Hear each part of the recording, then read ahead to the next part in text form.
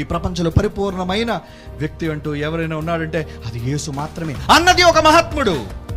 నేను ఆకలి కొని దప్పిక గల వారికి మరియు రోగినై ఉన్న వారికి సేవ చేస్తాను, ఎందుకంటే వారిలో కనిపించేది యేసును నేను ప్రేమిస్తున్నాను అంది ఒక మదర్ తెరీసా.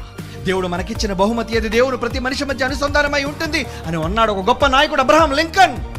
ఎదుటి మనిషిని రక్షించడానికి తన ప్రాణాన్ని అర్పించిన దేవుడిని ఎక్కడా చూడలేదు, ఒక యేసును తప్ప అన్నది ఒక కీరవాణి. క్రిస్టియానిటీ అంటే అందరి దృష్టిలో ఒక మతమే కావచ్చు, కానీ నాకు మాత్రం బాధ్యత, ఎందుకంటే నాకు దేశ భక్తిని నేర్పించింది క్రైస్తవ్యం. పవన్ నాతో సహా అనేక మంది క్రైస్తవ్యాన్ని స్వీకరించడంలో బలమైన కారణం కల్మషం లేని క్రీస్తు ప్రేమ మాత్రమే. అందుక గాయని ఒకవేళ యేసు కాలంలో నేను పాలస్తీనాలో పుట్టి ఉంటే నా గుండెలో ప్రవహించే రక్తంతో యేసు పాదాలను కడిగేవాడు అన్నాడు స్వామి వివేకానంద.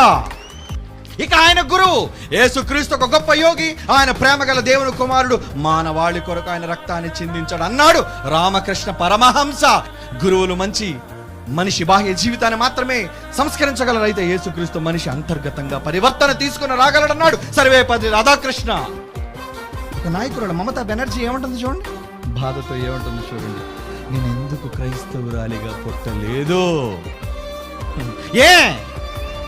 ఒక పేపర్ స్టేట్మెంట్ ఎందుకు ఇచ్చింది?